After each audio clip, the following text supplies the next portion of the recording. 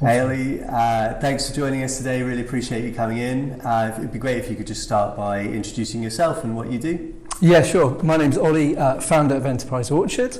We help first-time founders grow their businesses to over 6 figures in revenue through our peer accelerator, The Engine Room, and we also help founders access finance. We've raised over $3.5 million for startup founders via the Startup Loan Scheme.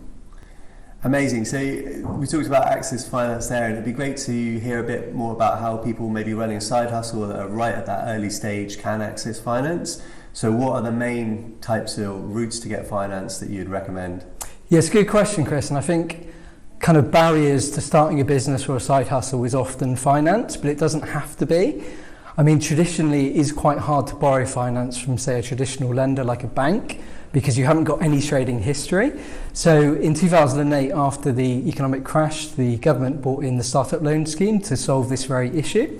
So essentially they're facilitating lending to small businesses that are under 3 years of trading. So to access a startup loan, you can borrow anywhere from a minimum of £500 right up to 25k, and you can also have up to 4 directors of the business, for a maximum of 100k in total. Having said that though, it is a personal loan being used for business purposes, so I'd always recommend going as lean as you need to. The average amount is around £12,000 at the moment. The repayment terms are kind of 1 to 5 years, so very flexible. So there's no penalty for early repayment, and you can pay the loan back over a period of 1 to 5 years, which is very flexible. You also get access to a whole host of benefits, including a mentor, access to a business support helpline, and also promotion via the startup loan schemes themselves. So it's a really good scheme, and it's not just about the finance, it's also about the added value that the support that comes with the scheme as well. So another source of finance is grants, which are great because it's obviously money that you don't have to pay back, so very attractive to startup founders. The difficulty is though with grants that they are very competitive, so success rates are anywhere from sort of 5 to 10%. I'd always recommend engaging with a bid writer, because you have to write the bid in the language that the funder is looking for. So that's my kind of personal opinion, always engage a bid writer.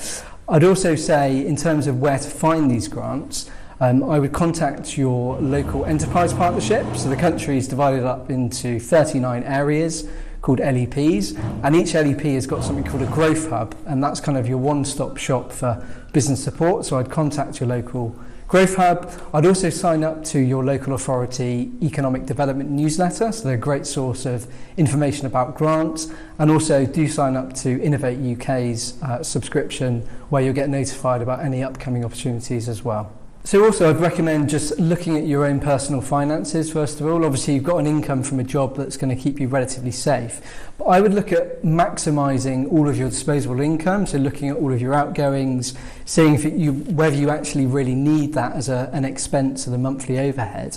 Anything you can cut back on then can be reinvested into the side hustle. So I'd say actually just looking at your personal finances is a great way to fund your startup.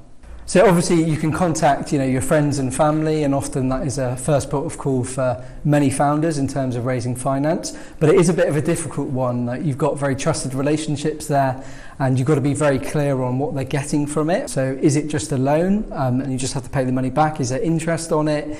Is it an investment? Are they getting an equity stake in the business? So I think you need to be very clear on the terms and conditions of any finance from friends and family. If you've got a good credit rating, then often you can get access to 0% interest-free credit cards for say 18 to 24 months, and that can be a way of funding your side hustle, but it obviously does depend on your credit rating, and you wouldn't want to miss any repayments on that, because any defaults will affect your future credit rating, and it stays on your record for 5 to 6 years. So I would put a word of caution with that, but it is a very quick way to access capital to start your side hustle. If your side hustle is going well, then obviously you consider going into the business full time and making it your main thing. And by that point, you've got various validation points in terms of repeat customers and monthly recurring revenue that's coming into the side hustle. So it could be at the point at which to start to think about raising external investment from, say, an angel investor. So you have to get together, obviously, your deck, build out your traction in terms of the business proposition to date, and actually starting that journey earlier on and developing those investor relations now, because that can take anywhere from sort of 6 to 9 months to complete that. So it's better to start that earlier rather than later.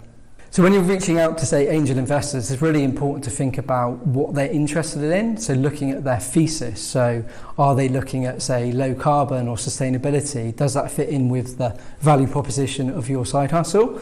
If not, then it's a waste of your time. So really think about connecting with angel investors that are interested in funding your type of business.